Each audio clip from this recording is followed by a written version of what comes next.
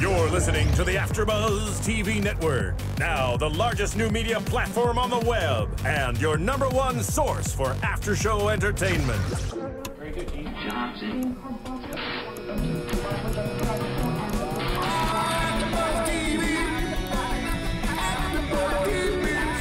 The AfterBuzz Studios in Los Angeles, California. Presented by Maria Menounos and Bing.com and streaming live thanks to Akamai Technologies. This is AfterBuzz TV's Sons of Anarchy After Show. We'll break down tonight's episode and get you all the latest news and gossip. And now, another post-game wrap-up show for your favorite TV show. It's AfterBuzz TV's Sons of Anarchy After Show. I solemnly will say that Bing is for doing, and we are here doing a Sons of Anarchy after show, and I am still in complete shock at the last 10 minutes of the episode. I know. I don't know how I feel. I'm a little numb. I'm usually so excited when I'm in here, and I'm feeling like this palpable dread. It's terrible. Yeah. It's terrible. Like I'm going to go home and my dog's not going to be there. No, that's how I feel. Your dog will be there, I swear. It's terrible. But that's the thing about this show, right? It's just when you think things can't get worse, they just get worse. They get worse. Mm-hmm. What's up, guys? I'm Krisily Kennedy. I'm here tonight with the lovely, fabulous Mr. Matt Lieberman. Hey, hey. Hey, hey.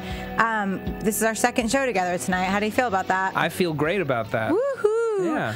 Yeah. Kevin, sorry, guys, once again, cannot make it tonight. They're very busy filming their reality show. Very, very, very busy. So we forgive him for not being here, and he sends us text messages that he misses it so much and tells me what he thinks about the episode every week. So it's almost like he's here with us. Almost like he's but here. Not. But you're getting secret text messages, But not, and we yeah. are not. Yeah. I know. I'll share them with you all. He loves Clay still. Yeah. He's on the Clay bandwagon. Of course he is. Of course he is. Mm-hmm. But, I mean, I feel like, we know that the show is coming to an end. We know that it's not going to last forever. We know that there was only a plan on 7 seasons. Yep. We're on season 6. We're in episode 3.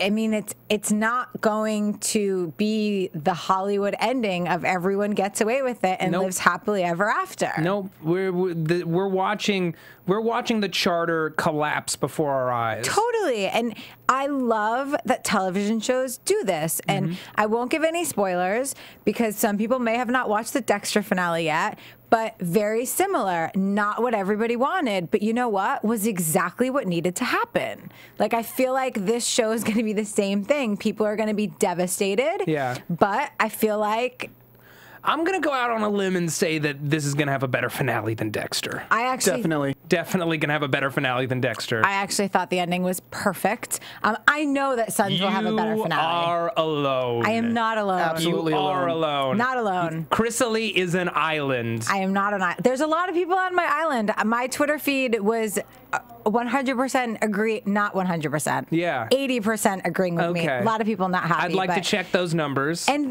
this will be a definite better series finale for sure. It's Kurt Sutter. It's Kurt Sutter, and it's that Greek tragedy, right? Yeah. Like, we're watching, by the end of this season, the SOA is just going to be in complete shambles, and I think we're going to have Clay come out of prison by the end of the season. Well, we don't know what's going to happen by the end of the season, but I think we're building to this epic cataclysmic duel between Clay and Jax over the future of Charming and SAMCRO and all of these lives and the legacy that they're passing on to these 2 kids, 3 kids now. Yeah.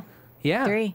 The one thing that I want to thank Kurt Sutter for is he's made me go back and read a lot of Shakespeare since I've been watching this show, because there are so many Shakespearean elements to this show that I feel like I constantly am going back and rereading things. Like, I really need to go back to Macbeth because I know this is so Macbeth, and I don't remember how it ends for some reason. Badly. So I need to go back. It ends badly for Macbeth. I feel like no one's alive at the end of Macbeth, and so I just feel like that's what we're going to see. Yeah. By far, my favorite thing about this season is Lee Turek. Yeah, let's talk about Lee Turek. My favorite. That man is so incredible. Yeah. I hate him so much. which makes him so good at what he does. Well, he's a loose cannon. He doesn't care about justice. He cares about retribution. That's what he said. And he's fucking bonkers psycho. That's how crazy he is. I'm mixing up my words, but it was the dancing naked that made you mix up the words. I know. I'm sad we didn't see that tonight. I'm still mesmerized by just Donal Logue ass. That's not the truth. But he has sex with the prostitute, and he's just lying there thinking about Lee Torek stuff. Yeah. And he doesn't intend to kill her. No. So I'm wondering what his play originally was, or was he just feeling guilty that he had sex with the prostitute, or what? I don't know. What do you think was going through his head before CCH Pounder showed up and he shot her by accident? Well, he had the phone in his hand, and I don't know if it was his phone or her phone looking for information, but whatever it was, he very clearly had the phone in his hands and his fingers were not working. So whatever he was trying to do, he couldn't. And when he heard the noise outside, he went for the gun, and I think that he went for the gun because he's going after Sons of Anarchy. He's going after Nero and his crew. Yep. I mean, he's making a lot of enemies and a lot of bad people. Yeah. So I feel like he went for the gun thinking that somebody was watching him, and when he saw that it wasn't and that it was the DA, and then I think it all just happened so fast, and because he's having the problems with his fingers and he's constantly doing this, he just, dead. Sorry. Yeah. Well, she wasn't dead at She first. wasn't dead yet. You shot me. I'm so sorry. Yeah. I'm so sorry. Mm-hmm. And now I'm going to shoot you in your head. It's going to be okay. Let me just smother you with a pillow. It's going to be fine. It's going to be fine. It's going to be fine. Yeah. And now I'm going to suffocate you and shoot you in the head. What do you think the hand stuff is all about? And it's also kind of like an interesting parallel to what Clay's got going on with his hands. Right. And I said that a couple weeks ago, like we've been doing this forever again. Right. When he was shooting up, we didn't really notice the hand thing until last week when he was trying to sign and he was banging, and you couldn't tell. Maybe he's banging because he's frustrated and he's having a battle within himself of should he sign it, but tonight was clearly a hand issue. Yeah. Last week, I thought he was just punishing himself, like how priests will whip themselves, will flagellate themselves if they think that they're doing something wrong. Because I did not know that. That is, well, it's not all priests, but it's Da Vinci Code. I was just going to say, I feel like I'm watching the Da Vinci Code right now. It happened, but by any sense, somebody who's as kind of like perversely virtuous as him, if he's breaking the law in a big way, it matters, and that's why I took it that way. But tonight we totally saw that, there's something going on biologically with his hands, and he's so driven to bring these people down that he'd forged the signature, and then Clay doesn't take the deal. Right. Leaving him in this precarious position where the only reason that he's on the case at all is because of this fake signature. Yeah, for sure. Yeah. So now he has a dead prostitute. I know. He's got a dead prostitute. He's planting evidence in Nero's car to make it sound like to make it look like Nero killed this woman. It's just, it's mind-blowing to me. When he talks to Clay, and obviously we have the Clay and Jackson moment, which we'll get into, but when he talks to Clay, it was so brilliant, the line of, it's irony, because you've gotten away with killing tons of people, and now you're the death penalty for the one you really didn't kill. And it's so true. Yeah. It's so true. But I did not think that Clay was not going to take the deal. I thought he was. I totally thought he was going to take the deal too. It's interesting that they're trying to make it seem like he's actually realizing that he's done something wrong and that he's actually going to try to pay for it. He makes the appeal to Gemma, and we saw that last week, and we were like, bullshit. We saw him talk with Jax, and I still don't know if we can trust him. I assume that we can't. Yeah. But why put his life in danger at all if he ever intended to take the deal? If you ever intended to take the deal, you take it then, before anyone has a shot at getting to you. For sure. Yeah. But then, shockingly enough, the Guerrilla Nation... no, Guerilla. I Wikipedia'd it, okay? The Black Guerrilla family, also known as the Black Family and the Black Vanguard, is one of the prison gangs on this show. That is the African-American prison gang on the show. Pope's guys. That's what I said. Well, no, because that's the I don't know if it's the same guys. No, but it's 'Cause definitely. why would they want him? Why would they keep him alive? Well, we'll get into that because August says that. Right. August says that. I mean, this is definitely Pope's guys, and we knew that if Clay wasn't taking the deal, that he was going into Gen Pop, and the first people that were going to try to kill him were going to be Pope's guys. Yeah, but instead they hand him a shiv and tell him to assassinate the head of the big white supremacist gang. Yeah. And he just goes and he shivs him, and then they're like, okay, yeah, you got our protection now. Right. Yeah. And now he's just got a huge target on his back. Yeah. Huge target on his back. I mean, he's got Pope's protection, but is that the protection that he wanted? Well, but then Pope... Or August. Yeah, it's just... I know. Well, but here's the thing, right? August doing this is essentially saying that he doesn't believe that Clay killed Pope. I don't understand why he did it yet, and I feel like we're gonna find out in the next episode. We do see the conversation with August and Jax, so I feel like we'll find out why he did, because we know that he needs to be kept alive to help Jax, but we don't know why August would be in the business to want to keep him alive. Well, here's what I'm thinking, right? And this is kind of looking ahead a little bit.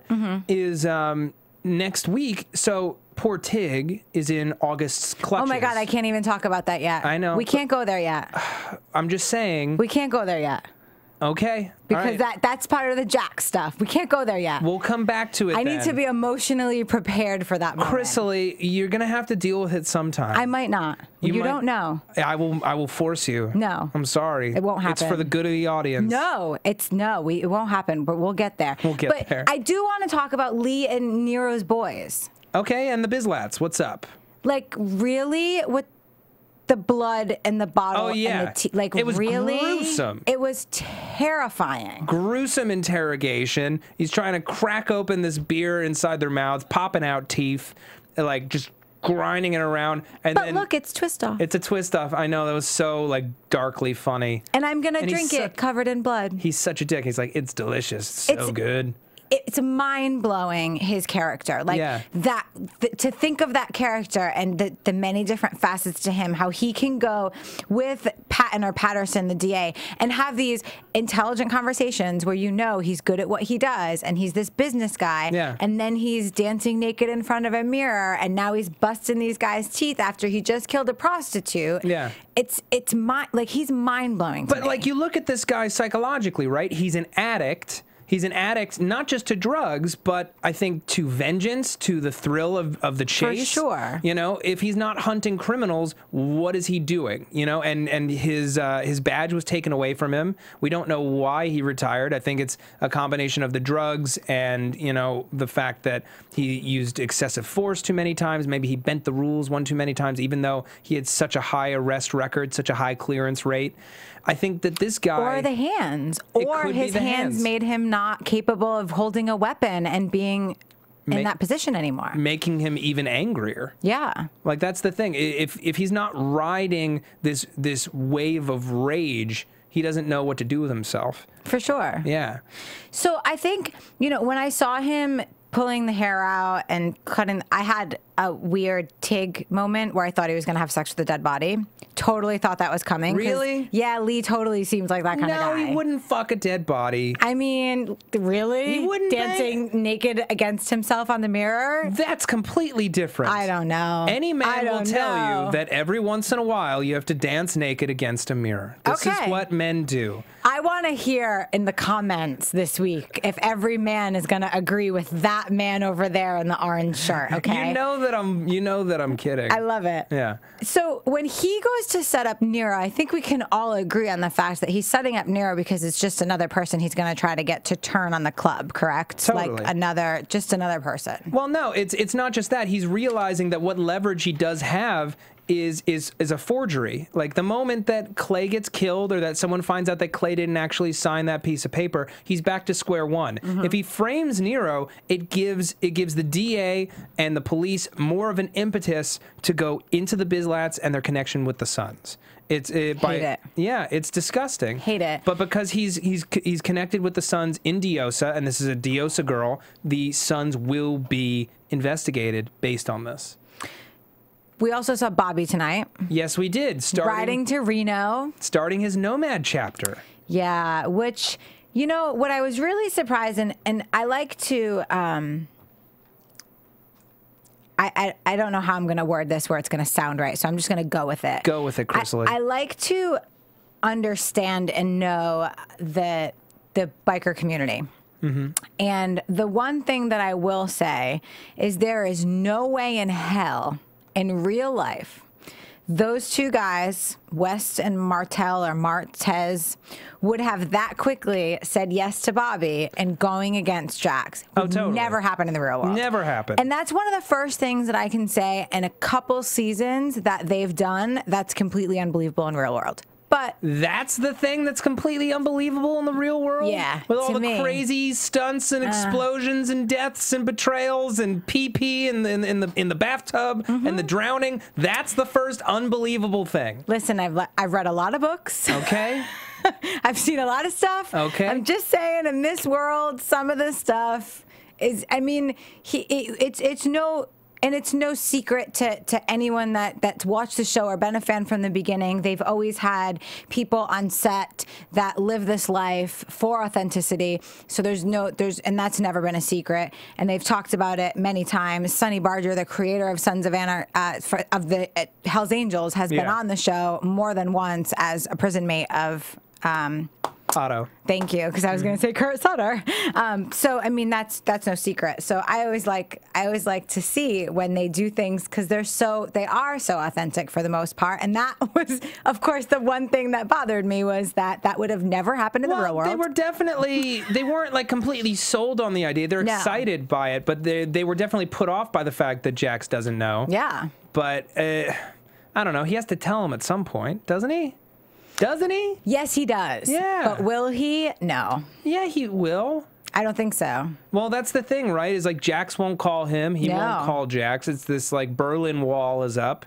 And these two guys need to connect because bad things are happening. They just need to get back in the sandbox and play with their toys nicely. Yes. It's not going to happen. It's not going to happen. Love seeing Unser. Yes, always sweet, sweet Unser. Poor guy's falling apart, but he's still there, still up Gemma's ass, still living and breathing Gemma. He's so loyal to a fault, but I love seeing him, and he makes me happy. Yeah. And he makes me really happy. And I also loved that the deputy was back, Sheriff Eli. Yes. You know, like it was hard. We saw his wife get shot, and we hadn't really seen him. And he has a vendetta against the club, but really took a back seat. Clay. Yeah, yeah, and it's good that we brought over that thread from last season because he has a personal stake in whether or not Clay gets out of jail. For sure, he wants him dead, but he's not going to go so far as to advocate that the folks in Gem Pop actually kill him. And I'm sure on some level he wants him out. He wants him out of prison so that he can take him down himself. So, of course. Yeah. And Jack's going to him, you know, and asking the questions of why is he in protective custody? What's going on? I thought was interesting because to me that means that the sheriff's going to have a lot more to do with everything from here on out because we haven't seen him and he hasn't really been a part of any of this. So now that he's back, I think he's going to play a bigger role. And I would like to see that because that is something that was a big thing last season and him losing last season, not just losing his wife, but just the evolution of his relationship to the club. For sure. And he will never be like Unser. He will never be on their side, but coming to understand them and accepting that they have to coexist and that they need each other to survive on some level is a big, big deal for him. And that was a huge arc in the story as well because he hated them at the beginning. He absolutely hated them. But it says a lot about where they are that Jax comes to him at all because he had to be, in many ways, out of options to involve him because it's dangerous to involve the police on any level. So when Jax went to talk to Clay... Yeah. Did you buy it? It's hard to say. I don't buy anything that Clay says. Yeah, me neither. I don't buy anything that... I have no hope for that man. Yeah. You know, I don't understand how Kevin's still on Team Clay. I mean, he probably... you can understand where the guy comes from, right? He builds this thing from the ground up, and then his partner, who's married to the woman that he loves, is losing focus and decides he wants to take it in a different direction. Clay doesn't want to ruin the legacy of that, so he has JT killed, right? And then he's just trying so hard to keep everything that he's built, and then to be so brutally betrayed by all of the people who benefited from all of his years of work. Like, I can understand his perspective of things. Yeah, but the perspective has to shift when all of your years of work come into corruption and death and all of the bad things. Like, I believe that the club had the greatest intentions, you know, yeah. and I believe that JT had the greatest intentions, and that's why he wanted to go in another way, and that's why initially Jax wanted to take over. But Clay corrupted the club. Like, that was his fault. So he doesn't, like, I don't feel like at any point he's taken accountability, and I feel like he's trying to, but I don't know if that's just a bunch of bullshit. But that's like the key question here. Does he feel any remorse for anything that's happened? I mean, I don't think so. I feel like he's got to on some level. I feel like for him, it's about every day that he stays alive at this point. For him, it's about survival. But if it was, then he would have ratted out the club. But I think that he knows in the corruption that he's done that there's other ways to survive without tearing down. Because, listen, if Jax fails and he gets out, or if Jax is flailing when he gets out, he knows that club's going to be right back in his hands. Yeah, but here's the thing, right? The guys jump him. They jump him in the moment he gets into Gen Pop, before he even gets into the general population. And he's like, just do it. Just do it already, when he sees the shiv. Like, you have a choice. Yeah, you have a choice. But he did not know that he had a choice. No. So he was, in essence, he was accepting that he might die, and he was protecting the club. So in that sense, I have to say he's learned something. The guy's learned something. He, at the very least, puts the club ahead of himself now. For once. For once. For once. So that, to me, says that on some level, he does feel remorse. Now, will self-preservation, you know, out once he's out of jail? Will that become his primary? I don't know. I think that, yeah, it's hard to teach an old dog new tricks, and his trick has always been stay 1 foot ahead of the Reaper. Well, especially right now when he's in survival mode, because he's literally in survival mode. It's not just like out in the real world, survivor world. I mean, he could be killed at any time. He killed a man. Right.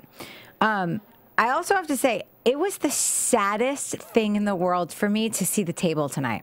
Yeah. Because we haven't seen them at the table in so long, and that's such a kind of a favorite part of mine, is when they all get together and they all talk about the things. It was a big feature of the first 3-4 seasons, but now the table is so empty. It's so depressing. I mean, it's Tig and Happy and Juice and Chibs, and then poor Filthy Phil, who just, you know, I mean, he's not a prospect anymore, thank God. Yeah, no. But, you know, I mean, it's such a sad table. There's no unity, there's no family, there's no protection. Everyone's literally doing their own thing and just hoping they don't get caught. That's the thing, this show, right?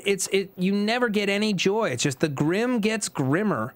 You know? It has. Yeah. And you know, the first couple seasons, it wasn't that way. It was all about the family, and now it is starting to self-destruct, which I think is the only natural way it's going to progress. When you start a criminal enterprise, you always have that threat looming over you that it will eventually one day fall apart around you. All of the people that you love burned by your decisions, and you wind up dead or in jail. And, you know, the question is, if the table's so empty tonight, how many people are going to be at that table by the end of this season? I mean, there's got to be at least 4, right? You need 4 or else the to chapter have, folds. Right, you have to have at least 4. So we have to have at least 4 by the end, because we know we still have another season. Yeah. Well, let me ask you this. What would this show look like if next season there was no SAMCRO, and all that was left was the few remaining stragglers fighting for survival? I think that the stragglers would go nomad with Bobby before they would fight for survival on their own. But I don't think that we'll see it go down past 4. I don't think we'll lose more than 2 members this season. Okay, well, we still got Tig. Listen, we're getting into that. All right. So there, Jax and the guys go to meet with the Nero and Claudette and what is the police officer's name? Because I cannot remember his name, and he's such a great actor. And yeah, it's Peter Weller. Thank you. Peter Weller, and the name of the character is... I don't know why we can't get it together. It's Borowski. I was about to say Borowski, but it's Borowski. So they go to meet about the business, obviously, for the girls, for Claudette, and talk about money and talk about numbers. Yeah. And then there's a shootout at the coffee shop. Yeah, there's just a straight-up drive-by while they're discussing the new Diosa, and immediately Borowski, goes into action, and it's the Genezi brothers. The Iranians. Yes. And they're back, so they head down to the docks. Borowski, big swinging dick, He is. For an old guy, so cocky, so arrogant. He's been around the block for many, many years, and he's telling them that these kids don't know how they're doing. So. Yeah, he's like, in my town, I'm untouchable. Yeah. Yeah, so he... And he was. Yeah, that's true. And he and Jax get on the boat, and they find out that Kia is dead. Mm-hmm. And this is the first time that Jax has any inkling. Like, that's the thing, right? In this episode, you don't have him... You have him, ask what happened to Kia. Right. He lightly accuses Tig. Right. But the decision to give up Tig to August is made so quietly and easily in his head. Do you know what I mean? Like... There's no, like, you screwed up this one last time. He doesn't, like, blow up at Tig. He just lets him go. He just cuts him loose because he's no longer useful. He's dangerous. Well, he doesn't just cut him loose. I mean, I feel like I saw it coming when that happens and they find out about the cousin that's dead. And it's so funny to me because I always expect the sons to be the one that, like, pull the shady stuff. But Borowski was the one that, like, sliced the throat. Oh, yeah. Like, he sliced the throat, pulled out the gun. Like, they just went all down. And you saw in Jax's head him put the 2 and 2 together about Tig. Like, you saw it happen. And for Borowski to step up for them, I was kind of a little taken aback because they've kind of caused him trouble twice now. They have, but, they're about to make some money together. They're bringing business into town. He probably likes Jax a lot. A lot of criminals, when they first meet Jax, they're very taken with him. He's a charismatic dude. And Tig has just screwed up one too many times. And he has. And he's... It's not like this is the first, second, or third time that he couldn't be trusted and did something on a decision on his own without the club. Yep. And, Jax... tests him and gives him the bait and hangs it over his head, and he's like, it's really weird. The cousin, they can't find him. He hasn't come back. And Tig's like, man, I let him go. I don't know. I let him go. You know that. Yeah, you know that. You know that, right, Jax? He's like, yeah, I know. Yeah. And then as soon as he said, I want you to go there, I'm going to send a prospect with a van, I was like, is he really going to do this? Is he really, like... See, and Tig's just like, yeah. And when he gave him the hug and he said, I love you, and he gave him the kiss, I was like, fuck. We're in trouble. Oh, yeah. Well, you can't...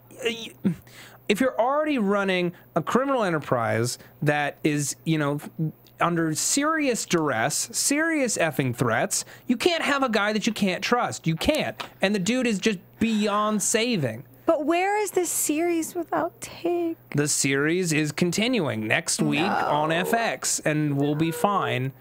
I know. I mean, listen. Yeah. The fact of the matter is that we know Jax goes to meet with August. We know that August wants Tig because of Pope and... or whatever, because Pope originally wanted Tig and the killing of the daughters. It still has to be repaid, yeah. Has to be repaid. But why let Clay live and not let Tig live? Okay, here's what I'm thinking. And I was going to say this earlier. I think that August needs to hear it from Tig's lips, with a gun pointed to his head. That he didn't kill Pope. Yeah, did Clay really kill Pope? Right. Because that's why he's keeping Clay alive, is because I'm not going to let Clay die for this if he didn't actually do it. Okay. And I want to know if the Sons are playing me. Which is a good test. I mean, I think that's a good test. I don't know that Tig I mean, I don't know. Does Tig sell out the club for his own life, or does he at this point know that he has nothing else to live for besides the club? And if he doesn't have, I mean, he knows at this point, because we see as soon as Jax handed him the piece of paper, I mean, it's exactly what happened with Pope. So we knew that piece of paper had the address where Tig was. Well, Krisily, here's what I think is going down with that. I think that You just put me in timeout. Well, Krisily. No, that's not what I meant. My Tig timeout? I'm not giving you a Tig timeout. I'm just throwing something out there. I think they're going to torture him, and he's just going to be a big ball of rage, and he's just going to boast that he killed him. He's going to be, I'm glad that he did. You know, and that's exactly what August wants. It's not about protecting the club. It's about trying to cause pain to this person who's causing him pain. Is there any way that Tig walks out of it alive? Not unless he is working as a spy for August. Not unless August has some angle to play where he needs Tig alive as an informant inside the club. But then again, would Tig rat Tig? I don't think he would. Yeah, so I don't think Tig walks out. Like, I think he's got rage issues and he kills people without thinking about the club. But when it comes to all the other club business, like, I feel like he's... I mean, none of them are loyal, so you can't even use that word. But Chibs I feel like is loyal. Chibs is fiercely loyal. He's a soldier. He's former IRA. He is a soldier through and through. I guess. Why do you think he beat the snot out of Juice? It's because loyalty means everything to him. You know what? Like when you're a soldier, like I go back to a few good men. You know, they're the Marine Corps. It's like squad, family, country, corps, like something like that. Or I don't remember what it is. I totally butchered it, and someone's gonna get really mad. But it's just, if you are a soldier, your regiment and your country mean everything. I know. Yeah. And Tig is not that way. No. And, you know, I feel like the only way he walks out of it is if he does do something like that. And the only way I can see that is that as many problems as he's had with the club and as many problems as he's had and he's done stuff wrong, when it was him and Clay would have never sold Tig out. No. And Tig knows that. Yeah. So Tig also knows that Jax is the one that sold him out. Jax is the one that went to August, gave him the address. He knows he's been set up. So at that point, is it easier to flip on something that you thought you loved and loved you when now you know that? I don't know. We'll definitely find out in the opening moments next week. I want to talk, if we can, about Tara. Well, I was going to get into that next. Okay. But I just had to throw in the how dare Jax be upset with Claudette. Yeah, I know. For sleeping with Borowski. Yeah. When, like, really? He was just reminded. She's a madam, and she does also... She's a prostitute. Yeah, she's a prostitute. Number one. Number two, he's married with 2.5 children. Yes. And number three, really? Like, I love Jax. He's my favorite. But really? He actually looked at that phone with, like, pain. Yeah, and they only slept together once. Look, he always gets butt hurt when it comes to women. You are the president of a motorcycle club. It's a prostitute. Sack up. Sack up. I mean, really. Yeah. Really. Yeah, and she's too old for you. Jeez. Way too old for you. Mm-hmm. Way too old. Way too old. Now we're getting into Christian Grey. Okay, she's not that old. She's not that old. She's a little old. She could be his mom. Not his mom. She could be his mom. No. Yeah, she could. No. She'd have to get pregnant at like 12. At least 16. All right, go on. Go on with you. I know Kevin's not here, and I know you all miss him. Him and Maria working tirelessly on their reality show. Another thing they worked on that you can go out and buy on DVD now is The Adventures of Serial Buddies. It has an amazing cast. It has some super funny moments, and now you don't just have to download it. Now you can get it on DVD, and it's in tons of stores. So make sure you go out and get it. Tell us how much you enjoyed it, and it directly helps us. So yeah, it's not like Kevin and Maria are just making some stuff and making some money. They're making some money and giving it to us so we can continue to bring new shows. We have a new studio, and it totally helps. So Go out and buy it. DVD. I know Every bit 7-Eleven. helps. I saw it in 7-Eleven this morning. So, Damn. yeah. You got 7-Eleven? We got 7-Eleven. Where do you live that you don't know we have 7-Eleven? No, I don't know that I didn't know that we got into 7-Eleven. Good do. for us. Matt, guess what? What? Tara's pregnant. Tara's pregnant and So she's pregnant. gonna divorce Jax? What? Wait. So that was my question. My question was the moment, there is the moment of him seeing it, them going in, Yeah. and the hug, Yeah. and there's a moment on her face that I saw as a woman that made me feel like she's second guessing everything now. Well, because she still loves him. Here's the thing, right? The only reason that she's being so distant and that she's looking to divorce him and that she's trying to get the kids out of the club should she pass away Right. is because she's just trying to protect them. She's Right. trying to give them a future that does not have the MC in it because it has brought only bad things for her. But that doesn't mean that she loves him any less. It's hard when you're in a marriage, especially one that's so complicated and there's been jail time on both sides. You know, you can love someone but know that your life together is flawed. Of course. You know, and you can Love is not always enough. Let's be real. It's true. It's not always enough. It's not enough. Especially when you're married to the president of a motorcycle club. Exactly. I mean, she knew what she signed up for. And, you know, when she was telling Unser at the beginning, it's not about her anymore. I kind of didn't think into oh, yeah, she took a pregnancy test last week. I just thought, like, oh, the kids and Wendy and this and that. But then finding out she's pregnant, and now, I mean, she still doesn't know if she's going to jail. She still says all these unanswered questions. There's all this paperwork she's filing. But does her being pregnant now change the game on whether or not she wants to divorce Jax? I think that she's keeping her options open because she will not. That's the thing. I think she would rat on the club before she went to jail.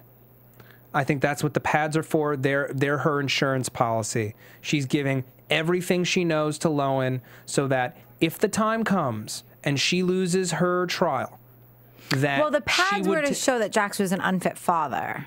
The stories about Jax being an unfit father.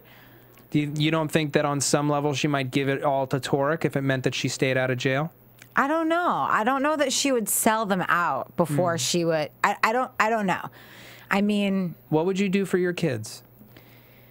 I mean, my kids are more important. You know what I mean? But if I know that I can't get out of this and I'm going to do time and they're taken care of by their mother, then you do what you have to do, you know? Like, of course, I would rather raise my child, but what if she can't get out of these murder charges? Yeah.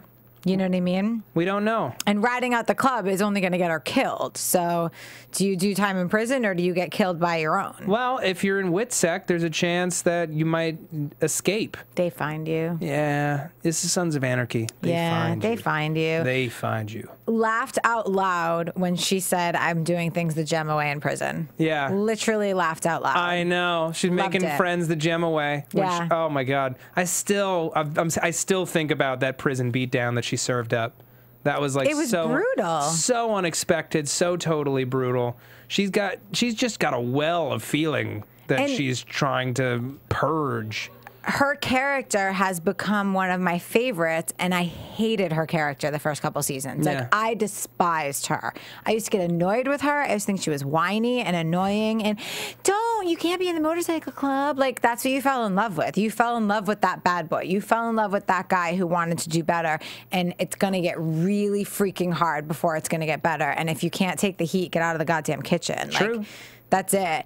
But she's become so much stronger as a character She's a and as a woman badass. that I really like her. And not to the way that Jem is a Black Widow. Like, she's done it in a way that's still dignified, if that's even Absolutely. No, acceptable. She has changed some of her views on certain things legally and morally, but she's still the same person. Totally. She's just been hardened by life. Yeah, for sure. Yeah. And she's more of a survivor now than she ever was before. You know, like the girl in the first season who was being chased around her apartment by that crazy ex-boyfriend, you know, now she would just shoot him. Yeah, for sure. She would just shoot him and just take care of it. Absolutely. Yeah. No, she's a badass now. Badass mama bear. She totally is. And she's not losing those kids again unless there's no other way and they stay out of the MC. Now, the thing that blows my mind is she keeps going back to Wendy, which obviously Wendy's not aware of. Yeah. And Wendy shows up to Telemoro tonight and asks for help. Yeah, she asked for help. She says that she was followed and assaulted by this guy at an NA meeting and that all these people are threatening to rape her. Yeah. And Gemma gives her a gun. She's got a bruise on her neck. She's looking for Jax. Last week when she was there, she told Gemma she kind of missed the place. Yeah.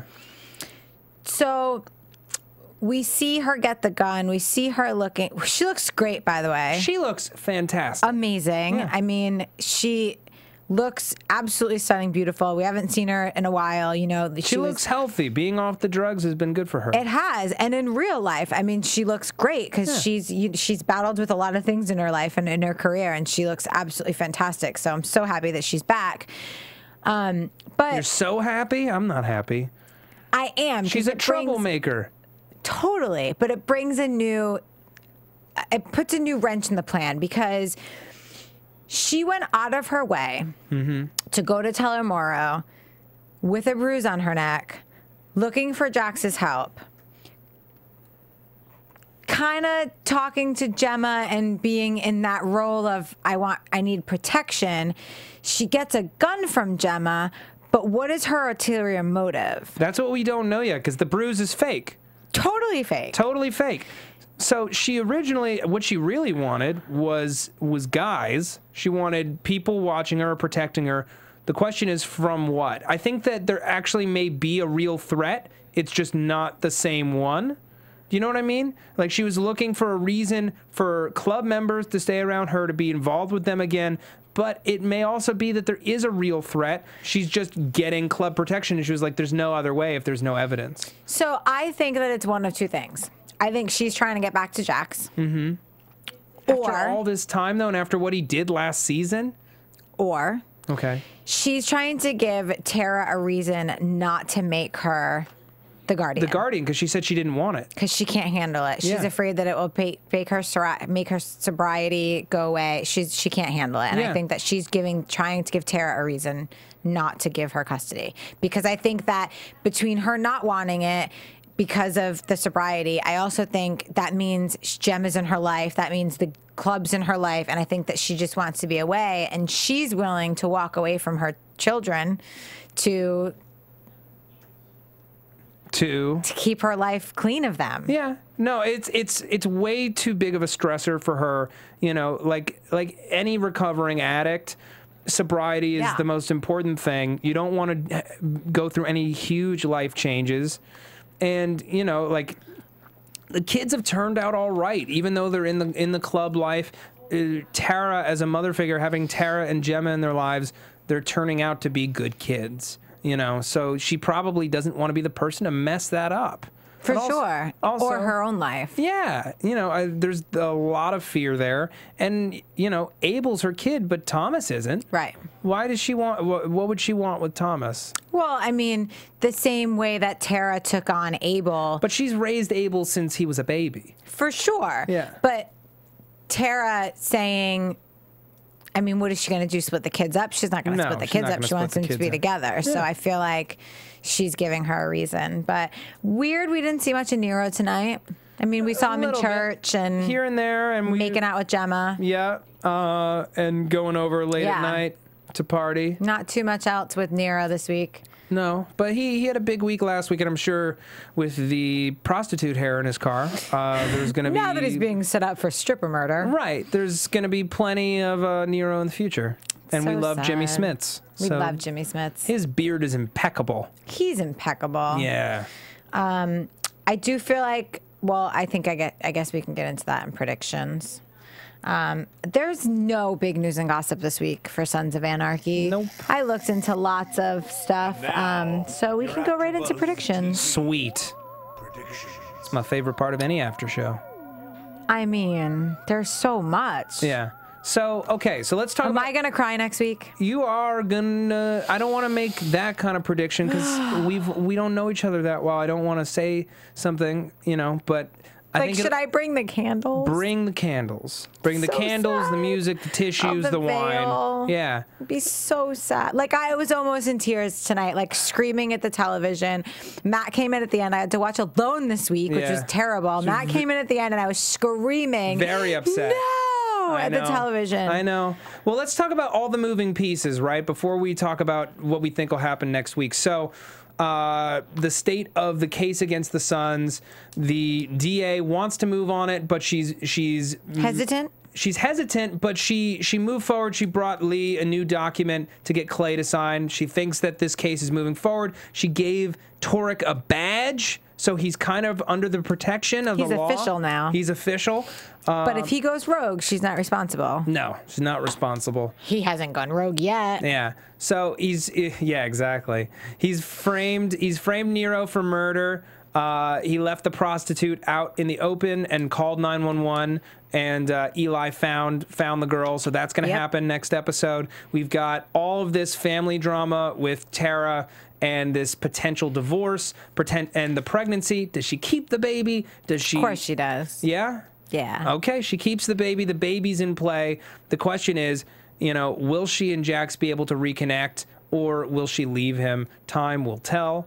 What else we got? We got Bobby Elvis starting his nomad charter, but he still hasn't spoken to Jax. Hopefully that happens next week. Clay in prison. Clay in prison is trying to survive, but he's not taking the deal yet. And we've got poor Tiggy. Tiggy. I can't even think about it. And Unser gets punched. Unser gets punched by Darby. Darby comes back. We haven't seen him in forever. I hate Formerly Darby. of the Nords. He's such a dick. Darby. He's a terrible, terrible human being, and I hate that he's back, but love that he's back because it means so much more drama. The Irish are back, it looks like, next week. Oh, yeah. They're not they're not letting the Suns out of the gun business. No. Yeah. Not only they're not letting them out, they have to double their business. Terrible. Oh, the way that he played Jax was just awful. It's all terrible. I hate seeing Jax that neutered. You know what I mean? We're only on episode 3. I know. And they're probably going to expand the season, so there's at least 10 episodes left. Of course. Mm-hmm. It's crazy. Love how invested we all are, though. I mean, it's such a great show. And every week, I literally am at the end of my seat with this show every single week. Even the weeks where they say the episodes are a little bit slower, they're still not slower. Like, they're always filled with tension. They're so layered, and there's so much going on, and we love all these characters so much. So, I mean, I think Tig dies. I think Tig dies. We see them burning his cut. I expect you to be in all black next week. I will try my best. Tell them where they can find you. All right, you can find me on Twitter at Matt Lieberman. That's MattLieberman. You can also find me here on AfterBuzz TV on the Breaking Bad, Low Winter Sun, Sleepy Hollow, and Marvel's Agents of S.H.I.E.L.D. after shows. The verdict is still out whether I will be with you on Agents of S.H.I.E.L.D. next Time week. will tell. Time will tell. Guys, you can follow me on Twitter and Instagram at Krisily. Thank you guys for joining us for Sons of Anarchy. You guys had us at number 7 at AfterBuzz Podcast this week, so thank you so much. I read all your comments each week, so make sure you tell us what you like, what you thought about this week's episode, and we will see you next week. From Bing.com, executive producers Maria Menounos, Kevin Undergaro, Phil Svitek, and the entire AfterBuzz TV staff, we would like to thank you for listening to the AfterBuzz TV network. To watch or listen to other after shows and post comments or questions, be sure to visit AfterBuzzTV.com. I'm Sir Richard Wentworth, and this has been a presentation of AfterBuzz TV. Buzz you later. The views expressed herein are those of the hosts only and do not necessarily reflect the views of AfterBuzz TV or its owners or principals.